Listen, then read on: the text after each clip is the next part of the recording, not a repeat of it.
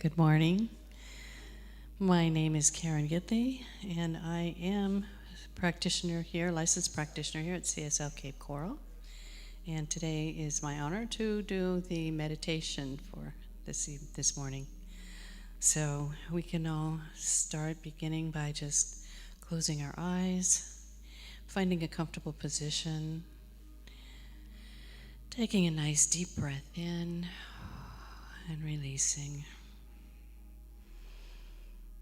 So today I'm going to do a meditation about the experience your mind like an ocean. So to reduce anxiety, start by taking a moment to relax your body.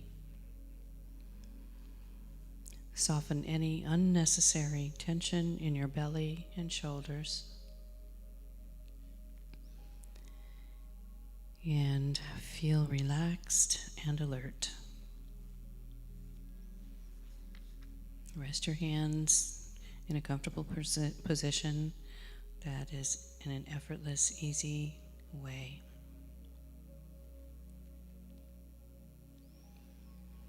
In your mind, scan the awareness through the sensations of your body, and wherever possible, soften and release obvious areas of physical tension.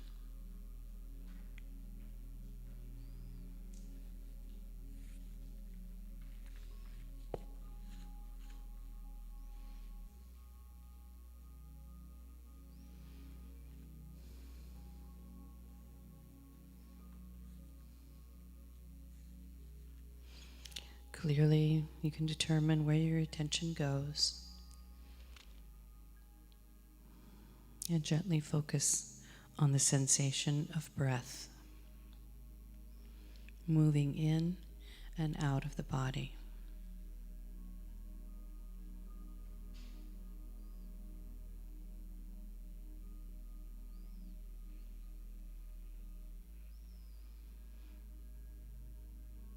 And now you can let your attention go wherever the breath comes most naturally to you.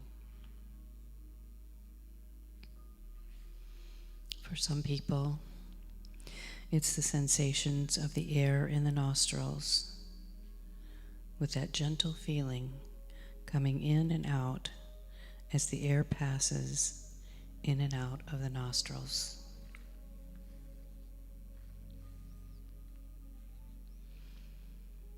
For others, they naturally feel the breath in the chest, with the rising and falling of the chest with each half breath in and out.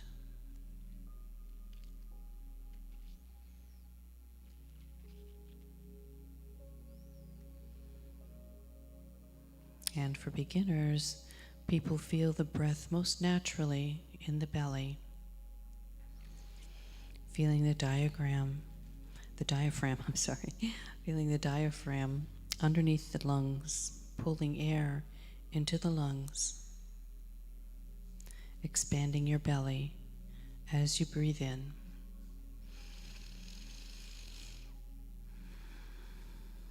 And then when the air is released from the lungs as you breathe out, the belly actually moves inward, sensing the abdominal movements in and out.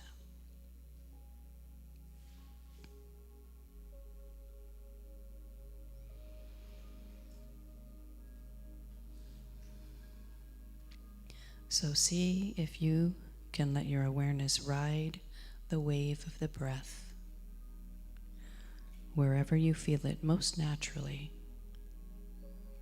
Your nostrils, your chest, your abdominal, the abdominal movement, and for some people, it's even just the whole body breathing.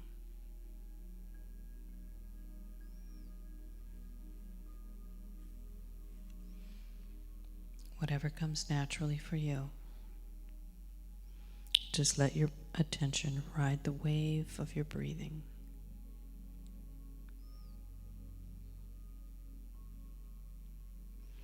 And as you're sensing your breath in and out, You may also sense that your mind is a vast ocean.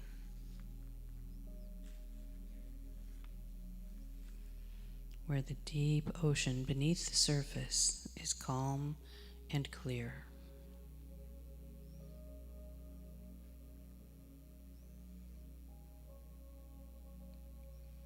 And from that deep place in the ocean, you can look upward toward the surface. No matter what is going on in your life, no matter what those conditions are, deep in the ocean, it's calm and clear.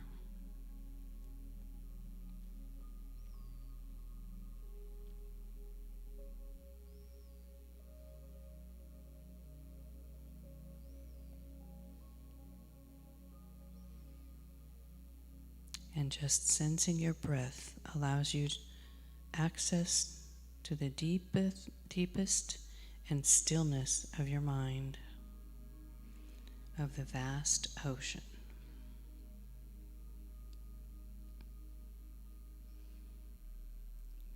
Where from this deep, peaceful place, you can look upward at the waves at the surface. The brain waves that are the thoughts and emotions and conditions of your mind.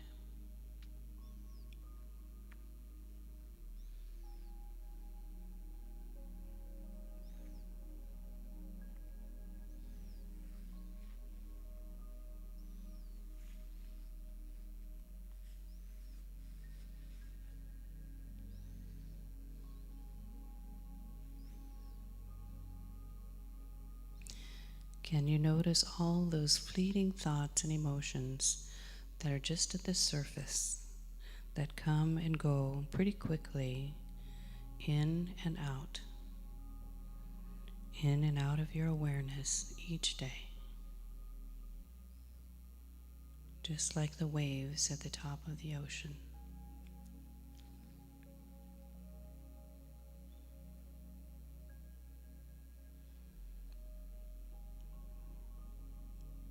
And sensing your breath, bringing you back to this peaceful place of feeling the profound depth of your mind.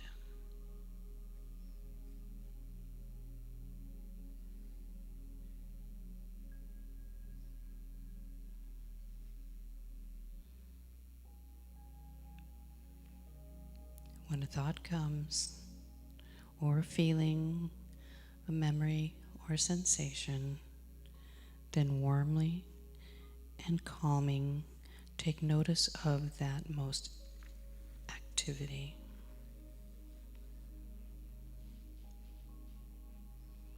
And redirect your attention to the breath.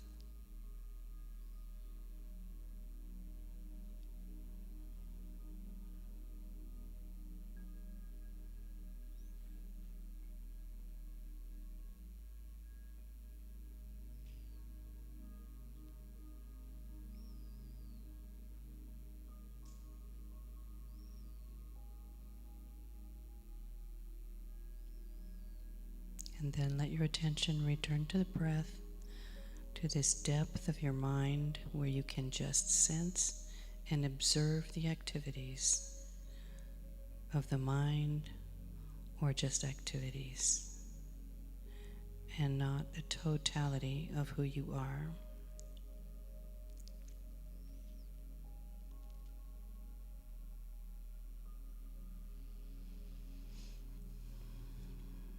See if you can let yourself enjoy the deep tranquility that comes from just sensing the breath, knowing that just focusing your mind on your breathing brings you to this deep place of calm and clarity.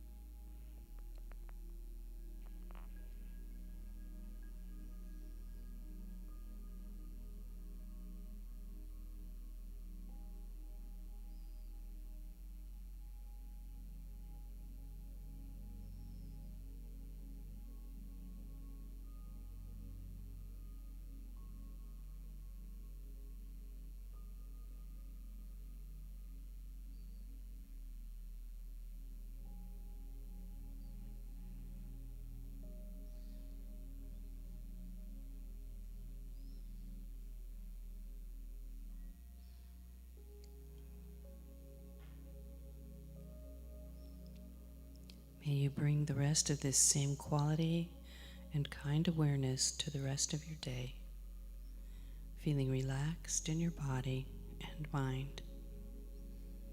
And so when you're ready, bring your awareness back into the room. Wiggle your toes and your fingers, and you may open your eyes when you're ready. Thank you very much for this time today. We will, in about 15 minutes, start the Sunday celebration. And any of you are welcome to stay here in the sanctuary or go out into the lobby to mingle before 10:30 starts. Thank you.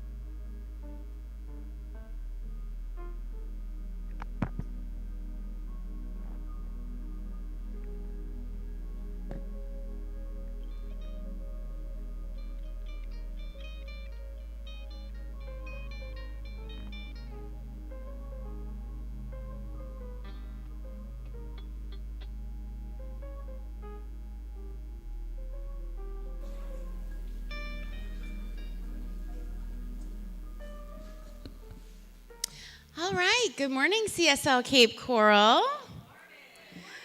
Okay, we have more energy than that. Come on. Good morning, CSL Cape Coral. All right, I know some of you were here last night, and you might be a little tired, but... So my name is Melissa Tuff, and I'm one of the practitioners here at the Center for Spiritual Living Cape Coral, and it is my great pleasure to introduce our Big Love Band, who's going to get us started today.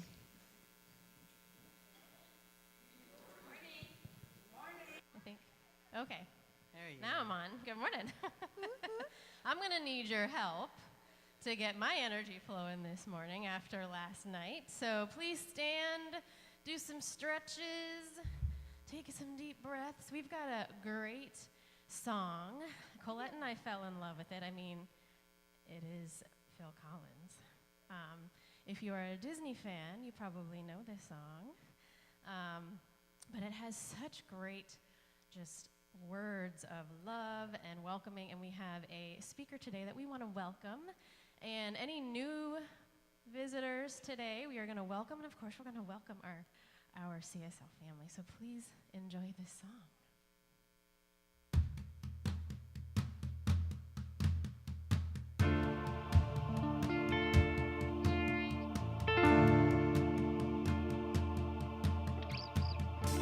There's nothing complicated about the way we live. We are here for each other, happy to give, proud of who we are, humble beneath the stars. We've everything we need, the moon, the sun. There is more than enough here for everyone. All we have we share, and all of us we care. Come on, welcome to our family time. Welcome to our CSL time. We're happy, we're giving and taking to the friends we're making. There's nothing we won't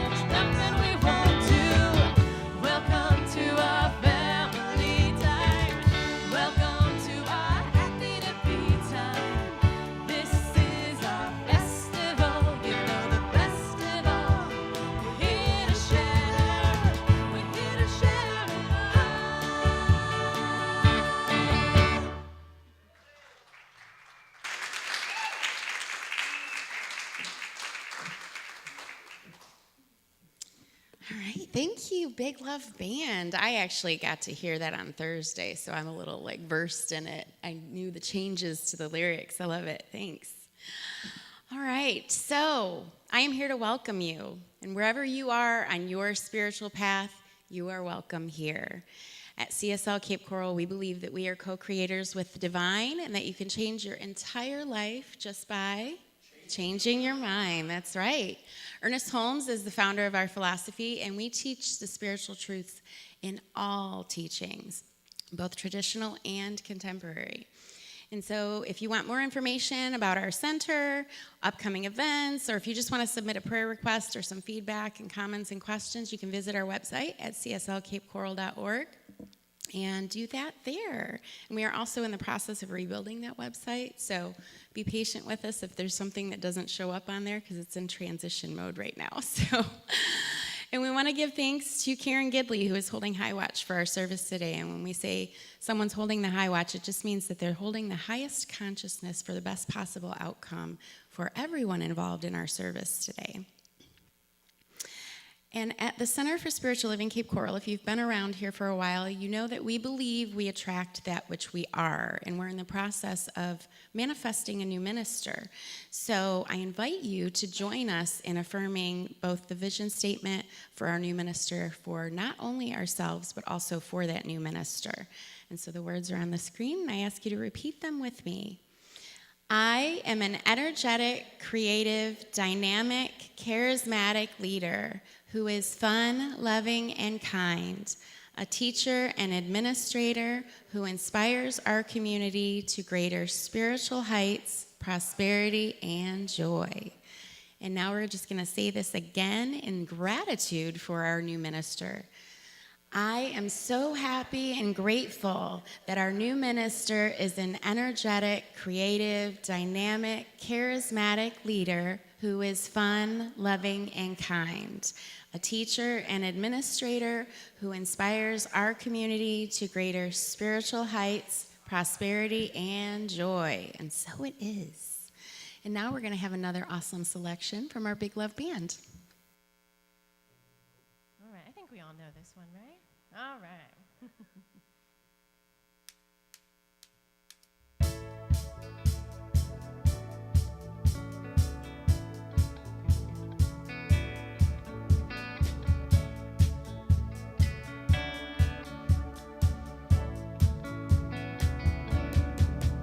There's a reason for the sunshine day. There's a reason why I'm feeling so high. Must be the season when that love light shines all around us.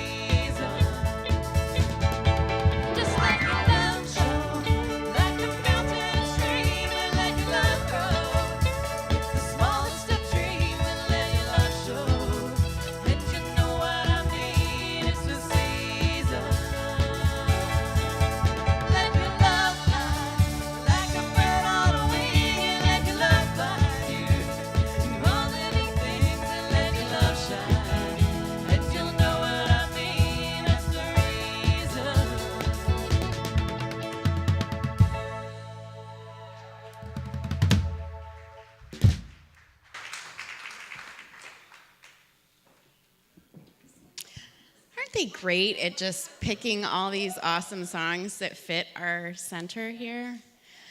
All right, and you guys got a little too comfortable. You sat down. This is the point when we're standing up. All right, so we invite you to stand right now as we welcome and bestow a blessing on one another. So I invite you to warm up those hands of manifestation and put them out towards the world, or you can turn them in toward yourself if you're needing some of that energy today. And repeat the words with me on the screen. Welcome to the Center for Spiritual Living. We know who you truly are. You are the spiritual image and likeness of God.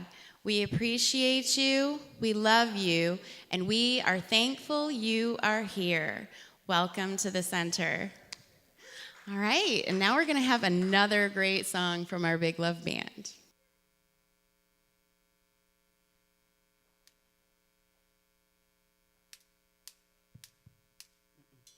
Am I not good? Oh, there I am. Okay. Who knows this song? Yeah? So am I going to be here and singing along, right? All right. So I think this is a good song to go with our beautiful theme today from our guest speaker. So hopefully enjoy. I had to learn it myself, but it is such a beautiful song.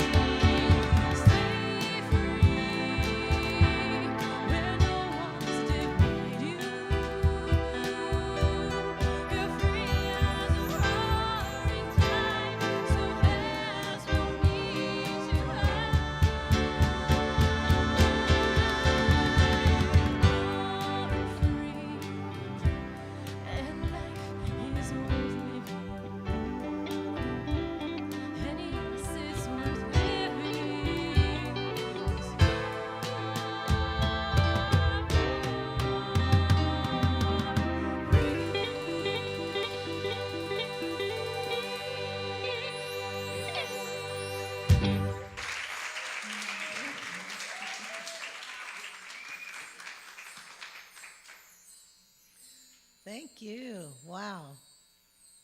So, good morning, everyone. My name is Pam Lambert. Yeah, and I have been away for a while. I'm a practitioner here at the center, but I never miss a Sunday online. So I am watching you guys. So it is my pleasure to do the reading today, and we have a special guest speaker. We have several regulars, and this person is a first-time guest here. And she gave and I'm going to let Phyllis introduce her later, but she gave me a little bit of an intro, and it was the joy of pure freedom, discovering the limitless nature of our mind. And one of the questions she asks is, what exactly is our mind? And for Science of Mind people, I have something to answer on there.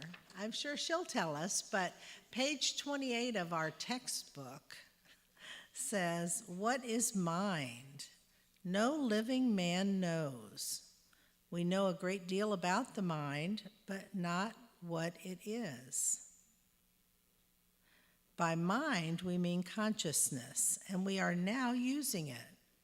We cannot locate the mind in the body, for while the body is a necessary vehicle for consciousness while we are here, it is not consciousness. We cannot isolate mind. All we know about it is not what it is, but what it does. And the greatest philosopher who ever lived knows no more than this, except that they may tell us how it works. And so we know with our prayer, which we'll do in a minute, that there is but one subjective mind, and that mind we call our subjective mind. And that's really what we use when we're making use of the one mind. Each individual maintains his identity in mind through his personal use of it, and each is drawing from life what he thinks into it. So that's our change our thinking and change our life. To learn how to think is to learn how to live. So that is in the very early pages of our Science of Mind textbook. So if we can take this into prayer. And first we're going to just do what we are calling our holding the light. So this is a time right now to take in to our mind and hearts someone or a situation that we feel needs to be held in the light. So if you'll just bring into mind a person or a situation, and we'll enter into the silence for just a short time.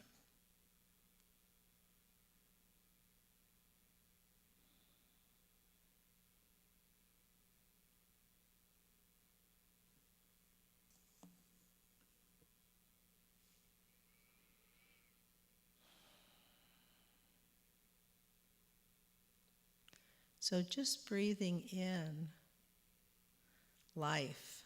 There is just one life, one mind, and we are each and every one of us individual expressions of it. And so knowing all the situations or the people that we feel are in need, that there really is only one truth, and that truth is perfect health, perfect abundance, perfect life. And so we're bringing that to each and every situation, knowing that that is the absolute truth. We do not see the condition, we only see the perfection of every situation. And so as we move into our celebration today, I am so grateful for each and every, all the hands and hearts that have helped make this celebration so wonderful, from our greeters that welcome us to our people that provide hospitality for us, for our Big Love Band, for our guest speaker, for audiovisual, that everything and each and every person that is here today, whether online or whether sitting in the seats with us today, that it is all God, all good. And I know that is the truth. So I just release it, I let it be, and together we can say, and so it is. And now Phyllis is going to walk a little bit more quickly up here. I told her, I said, now be ready. Okay.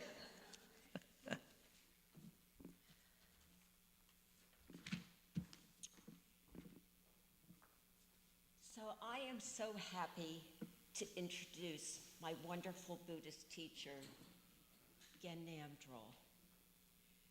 She is a Kadampa Buddhist nun and resident teacher at Kadampa Buddhist Center in Fort Myers. She has been an ordained Kadampa Buddhist nun for a little over 18 years. She was born in Wichita, Kansas, in a Protestant Christian family, and in her life, she became a spiritual seeker. Although she did like some of the spiritual teachings, they did not completely resonate with her. They did not answer many of her questions. When she was living in Santa Fe, New Mexico, almost 20 years ago, she had the good fortune to hear an NPR radio interview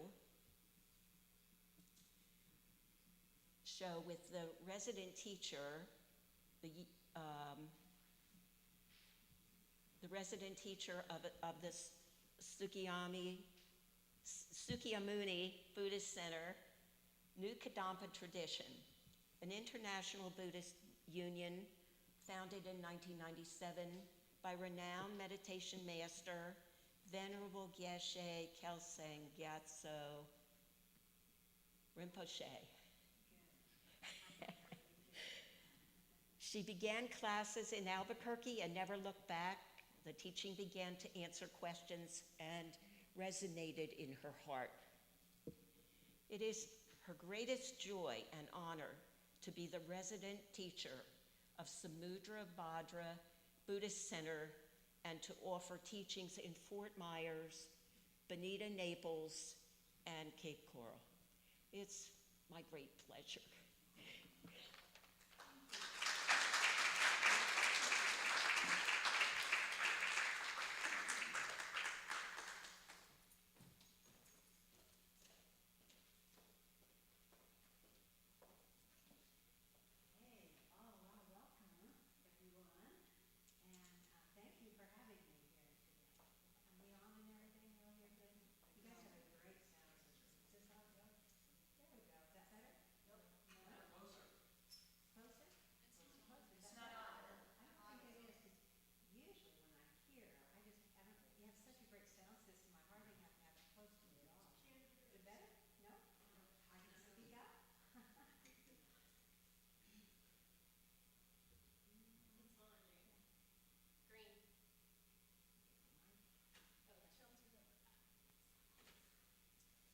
Look at my watch again. Aha!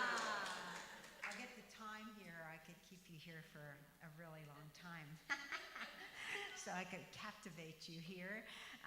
Anyway, I chose for the topic, of course I chose something really big that I'm doing in like 20 minutes, but I think you have, part of the reason I did that was so that because I know many concepts are similar, that maybe I could offer you what little difference in what Buddhists think.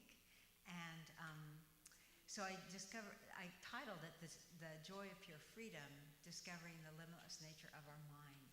And I'll talk a little bit about that. Because Buddha Shakyamuni, almost 2,600 years ago, gave 84,000 teachings about the mind, what it is, its nature, its function, and how we need this understanding so that we can actually become free from all suffering. That suffering is not necessary, is what Buddha taught, that we can find pure freedom because it is all about the mind. So in his teachings, which he says that the mind is not the brain, which is what's commonly thought. Like if I was to say, where's your mind? Most people go right here. But it's like in Buddhism, you'll always see me when I talk about my mind, I'm going to point here.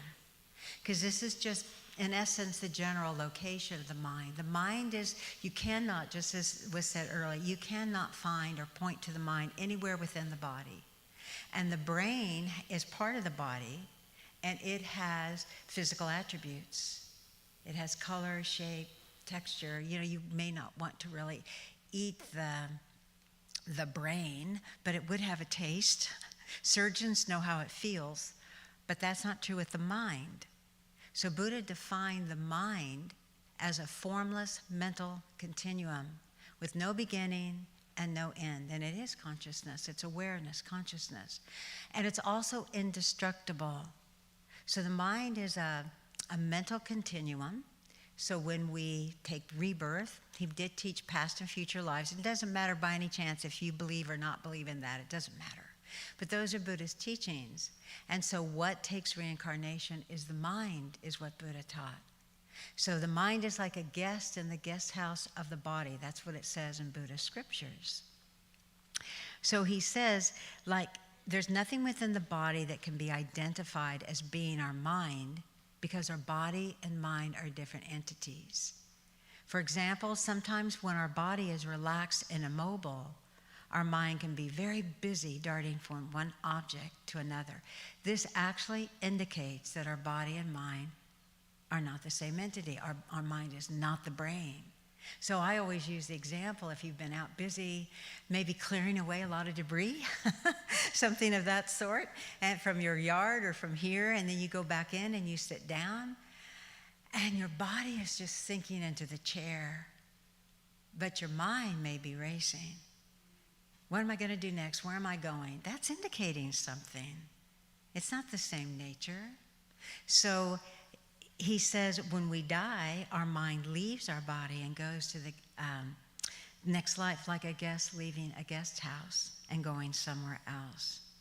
So if the mind is not the brain or any other part of the body, what is it? And it's a formless continuum, and it's a mental continuum, and it does have a job. We say, I know such and such. But in Buddha's teachings, he said the mind knows such and such. The mind perceives everything, all phenomena. The mind understands, remembers, dreams. So the good thing about understanding this and getting some clarity on what the mind is because from a Buddhist perspective, if we understand the mind, like my teacher, Venerable Geshe, I'll use the short version, Geshe, or Venerable Geshe, he has a book that's amazing that's called How to Understand the Mind. And it's like a little bit like if you were to say how to understand how a car works, you lift up the hood of the car and you look at all those parts to see how it works. That's what it is with how to understand the mind. It's like lifting up the hood of our mind and seeing how all these parts are functioning and how our mind functions. Because without mind, Buddha said, we don't exist. So it's like the mind is the creator of everything. Mind creates. And when we understand it's a mind that knows things, it's like, well, what's our mind know? Our mind knows lots of negativity. Our mind knows a lot about anger and frustration and fear, right? Our mind also knows things you've been singing about today, about the joy of love, compassion, humility. But if we all were to have strong minds of love, obviously the world would not appear in the way that it appears. It would definitely appear differently. So what Buddhism is about is actually training our mind. Our mind's very uncontrolled. It goes wherever it wants to go. Like we follow that angry thought without knowing where it's going to lead us to a lot of suffering. So he's saying that if we understand that our mind is a mental continuum, and its nature is that it is clear. It's like a formless sky, but a sky, like a clear sky, cloudless sky. But a sky does have color, it has color. So it's like a sky, but it's immense. It's vast. Our mind's spacious. You know how you can feel so crowded up with thought? That's because it's crowded up with thought. But the nature of our mind is that it's clear. And just like look at the storm we just had. What was the sky? Like, boy, crazy things going on in the sky. But the nature of the sky is always clear. It returns to that. It's kind of like we could have really crazy minds going all over the place, maybe worried or upset, nervous, agitated, angry, rageful. But the nature of our mind, those are just delusions. Those are just clouds in the sky of our mind. They're not the sky itself. They're not our true nature. So what he's saying is like the clouds in the sky, they just obscure. When it's covered, we see that a lot. When it's covered in clouds, we don't see the clear nature of the sky. And when our mind is very busy, or when it's covered with all kinds of agitation and frustration, stress, we don't experience the clear nature of our mind. So he said our true nature is that clear mind. And that at its very deepest root of our mind, like the depths of the ocean, our mind is called a very subtle mind. Again, Buddha taught all about the mind. We're using a mind right now. It's called a waking mind, a gross mind. We go to sleep, it's a subtle mind. Then we have a very subtle mind. And no matter how deep a peace we may have sometimes, or we feel, we're not experiencing that mind yet. Yet. Because that mind is called the clear light of bliss. And when we go to sleep at night, it actually manifests. When it's manifest, it's called the clear light of bliss. It is a bliss, a peace, a happiness that we get glimpses of through our meditation. We get glimpses of. But we never experience it. One day we will. But we have too much busyness and too much negativity in our mind. It's deeply subtle, very, very subtle, but it's always clear, it's always blissful, it's always compassionate. So Buddha said this is a seed of something. Like sometimes we identify with our anger and just think, I'm just such an angry person, or I'm a depressed person. Buddha said we have to separate that out and understand that our true nature is peace. And sometimes people will say we're all good. But from a Buddhist perspective, it's like, well, where's the goodness come from? And people have different views on that. Buddha said it comes from this very subtle mind. Because all living beings, an ant, a crow, a poor person, a rich person, a person that's done heinous crimes in jail, has this potential. We call it Buddha nature. Because it is our nature. And when we discover through meditation, we actually experience that clarity, that formless continuum, that it is not part of our body. It brings us great joy because we start to not just intellectually understand, but through meditation again and again and again and again, getting deep experience of the nature of our mind, its clearness. We start to deeply understand and get very hopeful that we can have the happiness that we seek, which is ongoing. But we have to train our mind. We have to purify our mind of that negativity. But it's just the clouds that are in the way. On one hand, this is a big job, huge big job. It takes a lot to purify our mind because that very subtle mind is also called the seed of our enlightenment. Buddha Shakyamuni, this is a picture of him. He appeared like 2,600 years ago. And when I went to my first teaching in Albuquerque at Shakyamuni Buddha Center, I thought there was one Buddha. You know, the one, he was Siddhartha. I read that story. And he had become a Buddha. So I naturally thought there's one Buddha. There's countless Buddhas. Countless. He's the founder of Buddhism in this world. And he's like, come on, I'm an awakened one. You wake up. Wake up to your true nature. Wake up to your potential to become an enlightened being, a holy being. And my teacher, one of his famous quotes was to always say, how long do we want to remain ordinary? How long do we want to remain an ordinary being? Seeing things in ordinary ways, perceiving everything in that way. Because our mind is limitless, has a limitless potential for everlasting joy, everlasting love, everlasting compassion. So it gives real purpose in life, which I think many of you have from your teachings here. It brings purpose to every single day because it's not just about what happens externally. That doesn't happen. There's, what happens, how much we get or how much we enjoy even a good meal. That's not about, the purpose is to train our mind from a Buddhist perspective. So while we're eating, the important thing is, are we cherishing those around us? If the meal is not exactly what we want, are we practicing patient acceptance? Are we learning how to accept, okay, things aren't the way I want? Can I, in my heart, deeply accept reality?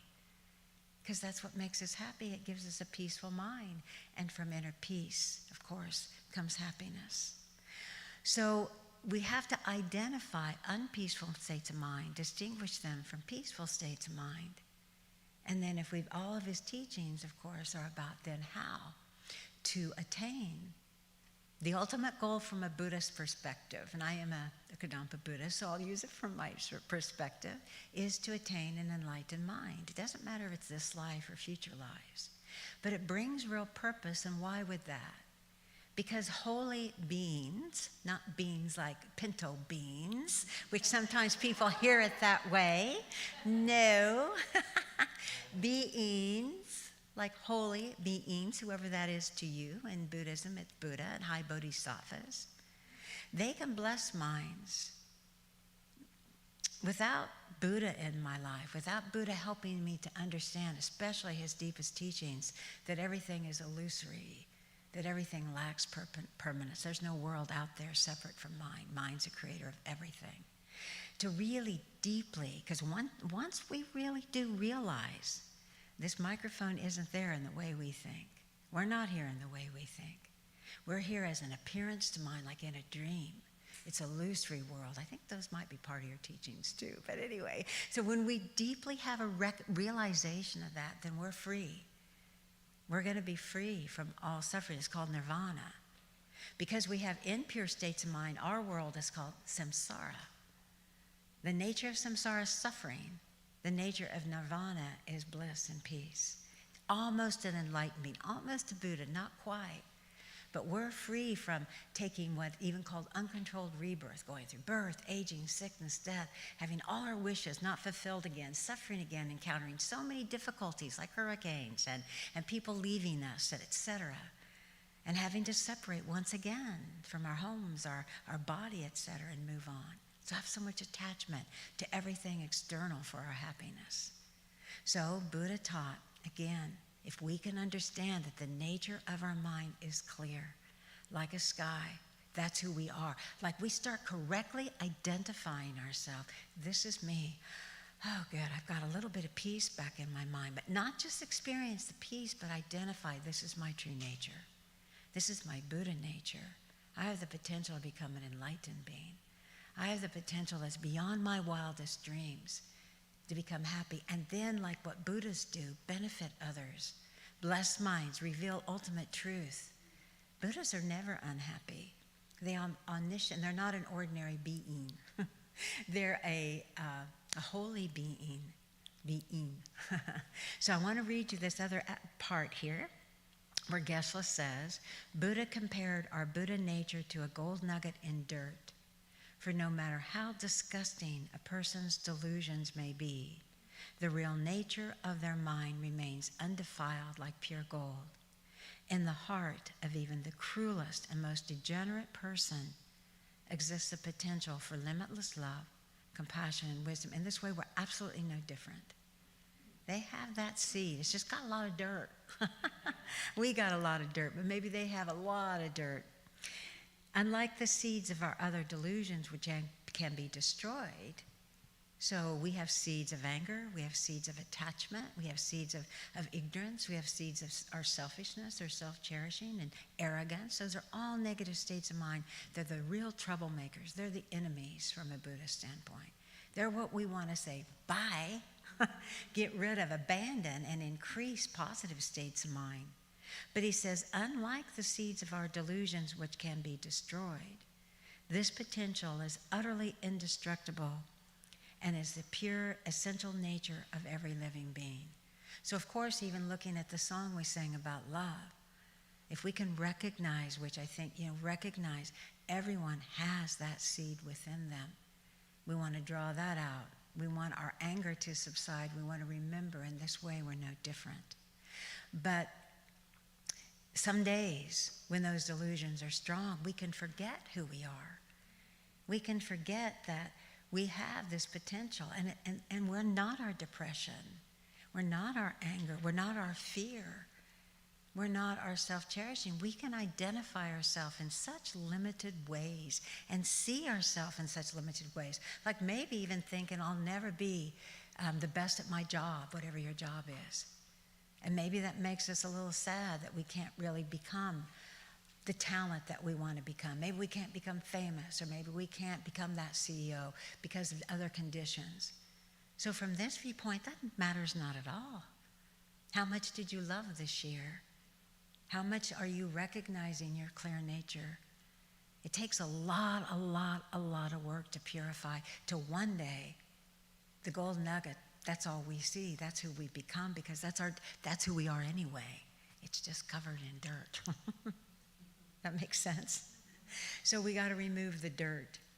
But it's important, like, where's goodness come from? Everyone has goodness. People will say that to me, but where does it come from? Where in that vile, cruel person, where in their mind anyway, I should say, where's the goodness in them?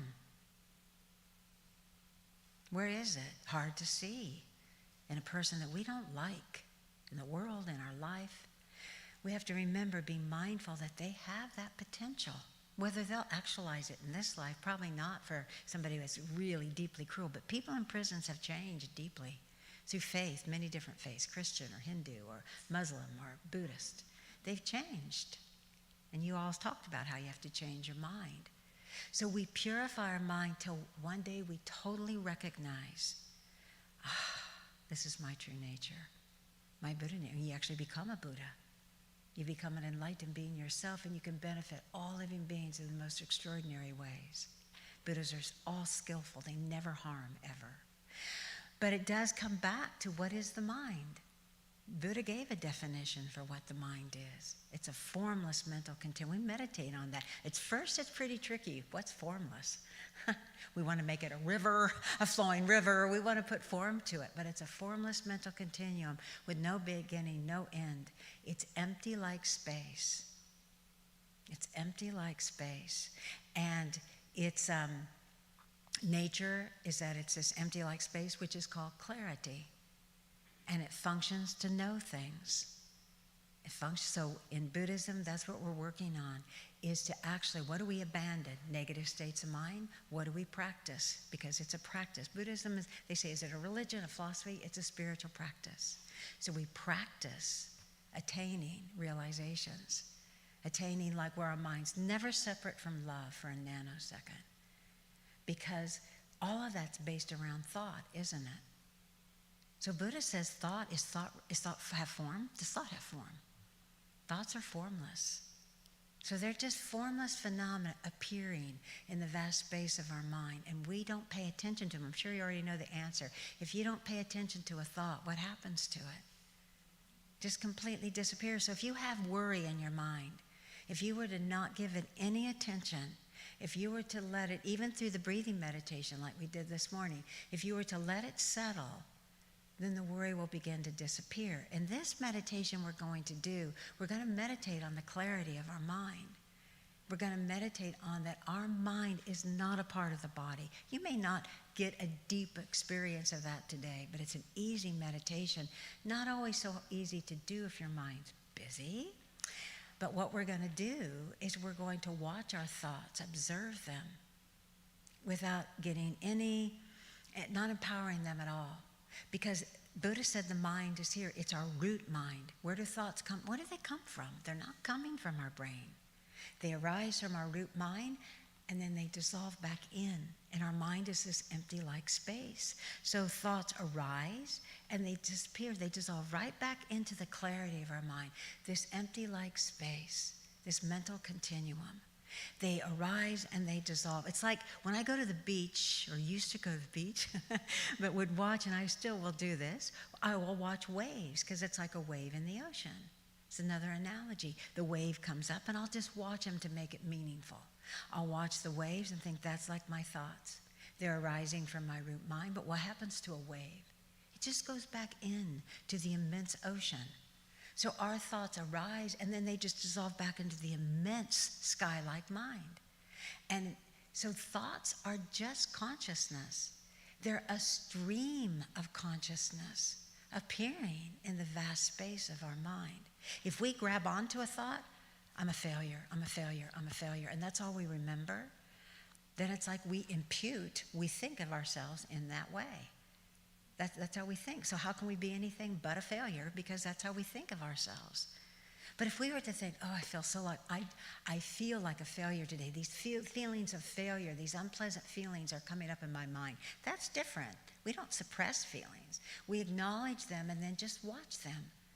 I'm a failure. I'm a failure. Let it go back. Oh, I'm really hungry. Let it dissolve back in. Oh, it's hard to watch my mind. Let it dissolve back in. Then those thoughts will dissolve. And your feeling of failure, where is it? Where is the person, by the way? That's a failure. You can't find them. They're nowhere to be found. Nowhere. So this teaching, I'm just giving it again in a very brief way, but it has profound, profound meaning. To think about thoughts. Think about the mind and what it creates. What are you creating today through an angry mind, through a loving mind? That's your reality, and there isn't anything separate from it. There's nothing separate from that experience of your love or your anger. And of course, you know you can change the anger to love. We don't suppress feelings. We've got to learn from them. So in this meditation, we're just going to do it for a few moments. But we're going to watch our thoughts like they're clouds in the sky. Do we have time for that? Am I over? Okay. Yeah, it's a wonderful meditation. Again, everything in Buddhism is about getting experience. You could go tell somebody about this teaching, but do you have experience of the clarity of your mind? Do you have deep experience of love? Because that's what we're aiming for. We know love is beneficial. How deep is our love? Isn't that a song? I'm always doing that in classes, Used to be a rock star, not me, but I used to love the rock stars, I should say. Used to love rock. How deep is your love? Because we have the potential for it to be completely, every moment, a loving mind if we work for it. What's obstructing it? The clouds of anger, etc. So in this one, we're just going to watch the clouds. Do not empower them. It's not easy. But if you keep practicing, you'll recognize that what happens is when they subside, we experience in the clarity of our mind. It takes some doing. It's a little different than breathing meditation, because you can go more and more subtle. If you've experienced this, then you can deepen your experience of subtle levels of your mind. How deeply peaceful your mind is, you start to get it. Oh, my mind, oh my gosh, I went deeper. My mind is deeply peaceful. I want to get to that ocean. I want to get to the very subtle mind. Because I'm understanding through my own experience, my mind's naturally peaceful. It's only my own thoughts and busyness and negativity that's obstructing that. So we can get in meditation posture, whatever that is for you. And we'll just take a few moments to meditate on the clarity of our mind. I'm a little bit over what I wanted to be, but we have a few moments, I think. Oh, yeah? Okay. Oh, good. Thank you. Great. It's best, of course it is. I think all of you do have a nice straight back. And just be alert, be aware. So we want to start with a positive motivation for doing this meditation. So you can have your own intention. But what is it you want? Because, of course, intention's at the root of everything. If we know what we want, we'll know when we get it. But we definitely want to use this meditation to benefit ourselves and others.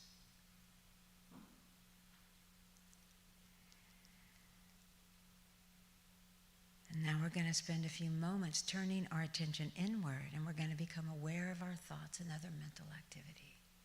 I'll guide it and then give you some space to just watch your cloud-like thoughts.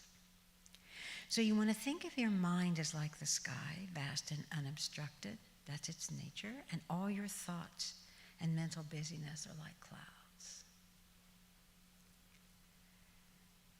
And just as clouds disperse within the sky, so your thoughts and feelings rise and dissolve within the immense space of your mind.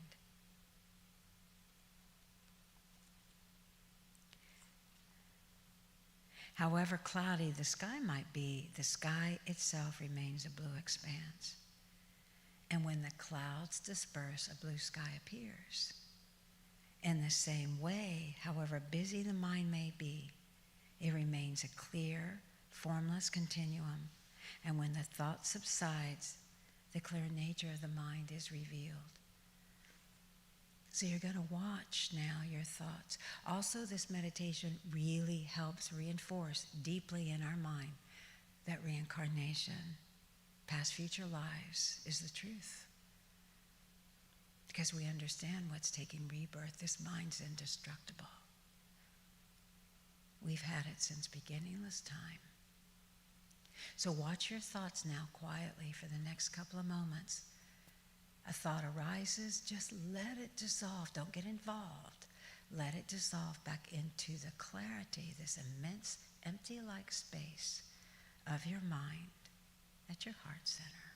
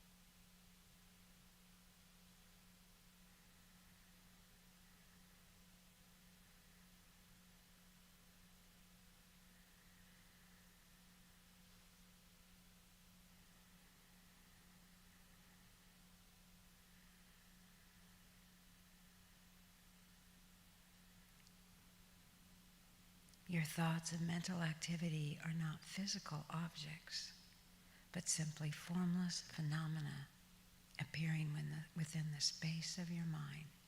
They arise from the clarity of your mind and dissolve back in, a stream of consciousness with no color, shape, sound, smell, or tactile properties. So continue to watch the flow of your thoughts. Just watch, don't follow. See how they gradually disappear like clouds dissolving. Each time a fresh thought begins to arise, don't empower it. Just watch it and allow it to dissolve back into the clarity of your mind.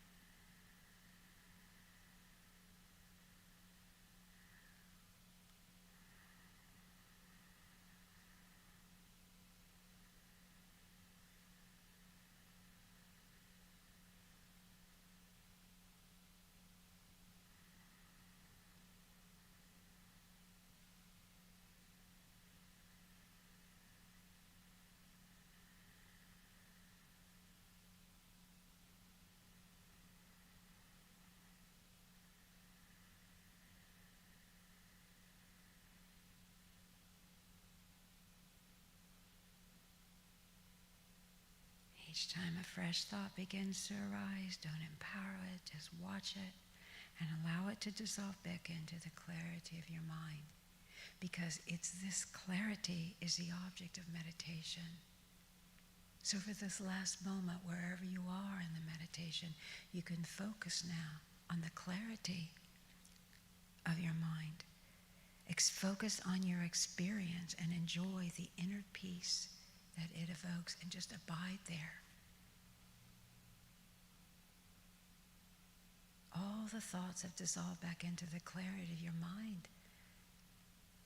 Eventually, through practicing this meditation, that's all you're tuned into, is the clarity of your mind, its true nature, this empty-like space, and the peace, the deep peace that it evokes. It's already peaceful, already there. So just enjoy your experience now and the peace that clarity has evoked within you for the last moment of meditation.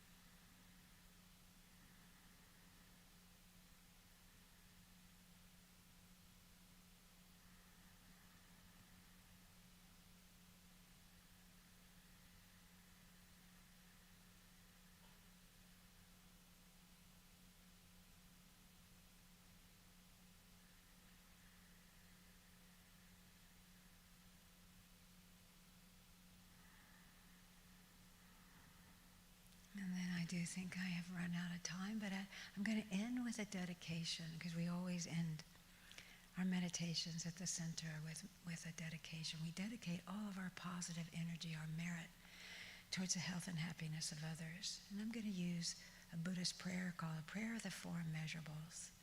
There are immeasurable living beings. So we can think like this as we go through. May everyone be happy. That's attaining immeasurable love.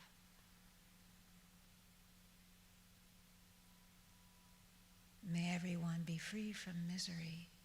That's attaining immeasurable compassion for every single living being.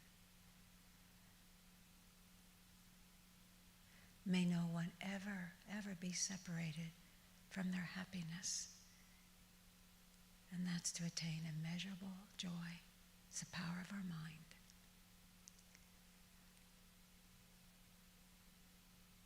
And finally, to attain equanimity free from hatred and attachment. May everyone have equanimity, a balanced mind, free from hatred and free from attachment. And I thank you all so much for giving me this time, this opportunity to be here today. Thank you. You can arise from meditation. And I'm going to plug myself, just fast. Oh, thank you.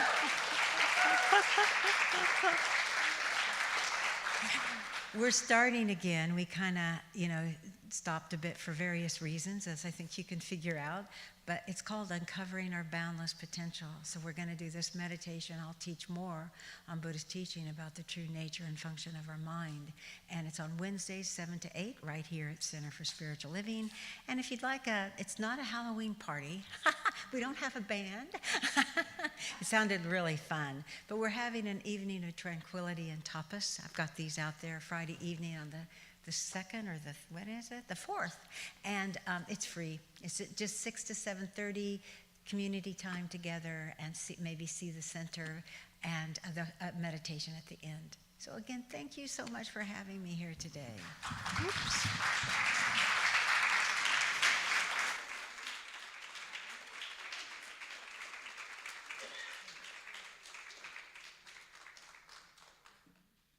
Oh, that was wonderful. Thank you so much. I feel like a noodle. So, and now when are you starting again here at the center? This Wednesday. Okay. Wonderful. Okay, so this Wednesday, they'll be back with us on Wednesday evening. So that's a great opportunity. We have a midweek tune-up in the afternoon at noon, and then if you want meditation, you can come back and have meditation. So wonderful. And so now is our time for giving, and if the ushers will come forward. Because I'm very excited because I won the 50-50 last night. So, so I ought to make sure I put my envelope in here. Now, I'm hoping there's many ways to give. Can I put this in here? Okay, and there's many ways to give to your spiritual home. You can text a tithe at 239-320-3820. I'm reading the slides. It's been a long time since I've done this. Or you can send your contribution through PayPal at paypal@cslcapecoral.org. You can push the donate button on our website, cslcapecoral.org. You can mail a check. We leave checks in the mail. Center for Spiritual Living, Cape Coral, 406 Southeast 24th Avenue, Cape Coral 33990. Or you can remember to put us as your charity of choice on Amazon Smile. So I think we have an affirmation, right? Oh, and we're having a special thing. We have received donations. Our congregation has been, or I should say our congregation has been very generous. We had the party last night that I think Melissa will talk about. This has been for Hurricane Ian. I should ask if there's a lady named Robin here. Robin is here. Robin is from Columbus, CSL Columbus, am I correct? And she has brought some tarps today, right? And so we have several. So if you are in need of that or know how we can distribute that, that'd be great. We have other centers that have been donating to us. We have a special Hurricane Ian fund that are going. Some is specified for general funding and some to go to individuals. And so if you want to contribute, you can do that at PayPal or Breeze, our Breeze button. So I think that's it. For those joining in person, the ushers will be coming around with baskets to place your gifts. And so now we can do our affirmation. Today, I know the activity of divine abundance is at work in my life and the life of this center. I give and receive generously as I live in the flow of bountiful good.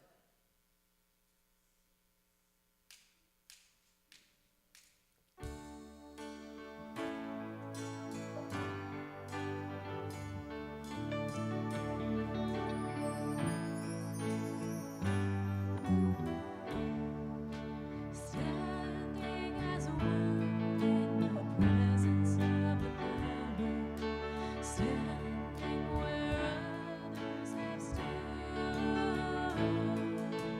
Gladly we offer the gifts in our abundance, knowing the source of our good.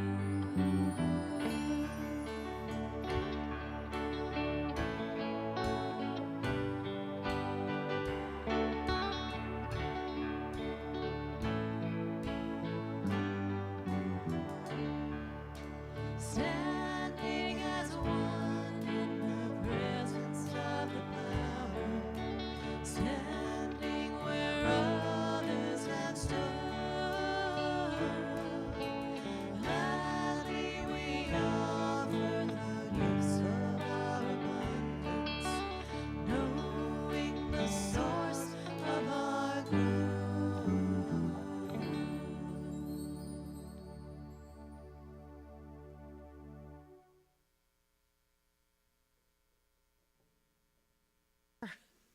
And I'm a member of the board, so we try to have either the minister or a member of our leadership do our tithing so that you can get familiar with who's on your leadership council. So now we have prayer, I guess I can do it. I don't see any regular. The blessing. Okay, wonderful. So I am so so grateful for these overflowing gifts of love and abundance that come to our center. We use them to go out for good works in the world and in our community. And I am so grateful. I just bless it, let it be, and together we can say, and so it is. Thank you.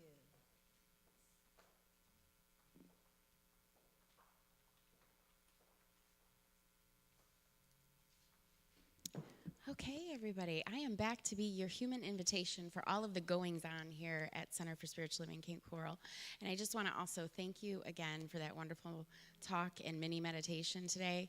I was actually planning on plugging you because you guys are restarting this week. So if you are interested in gathering more of their teachings or just learning a little bit more about the modern Buddhist tradition, they do meet here on Wednesdays from 7 to 8. So that is wonderful. We're happy to have you as our part of our community. And so I would just personally like to extend my deep and profound gratitude for everybody who took place and everybody that attended our event yesterday, the Spooktacular Soiree. And they're not here, but also a big thanks to the Girlfriends Band who absolutely rocked our party last night. And they did that completely at no charge to us, so that was wonderful. They donated their time, and we raised $780 towards our hurricane relief fund. So that brings us to just over $5,000 to date that we have raised. So we have a new class starting. We have two versions of it, online or in person, and it starts November 2nd. It is Spiritual Principles and Practices, and this is a essential foundation class that we offer here. So this is required for membership, and if you want to be a member, we would ask that you take a foundations level class. This is just a wonderful class that gives you a little more perspective on why we do what we do and why we believe what we believe. And it covers treatment and meditation. And this is going to be 6 weeks online or 5 weeks in person. We meet Wednesdays for the online and Saturday for the in-person class. It is just a $99 investment, and that includes your digital manual for the class. If you would like a printed copy, that's going to be an additional $25.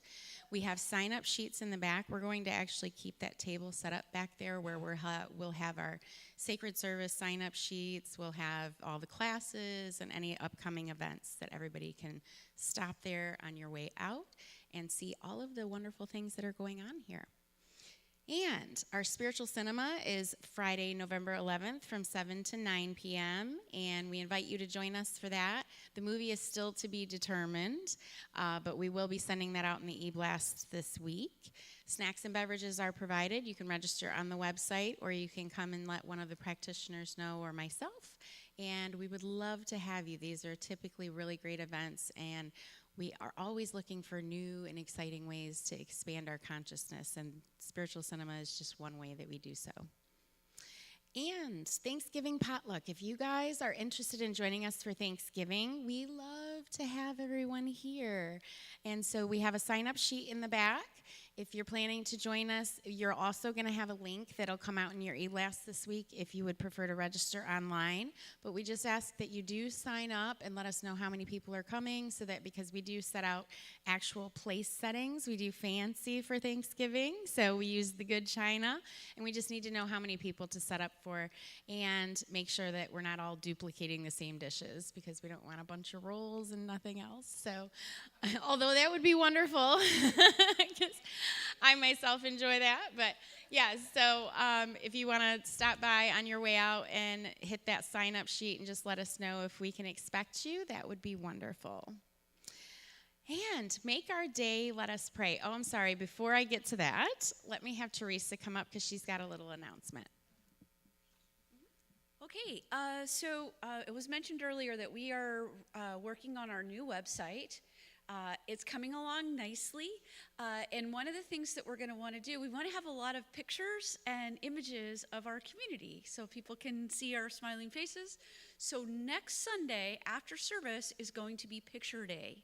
So if you are, like, we are such an active community, so this is kind of even a silly question, but like I was going to say, if you are involved in a committee, I think pretty much everybody's on some kind of a service committee or group.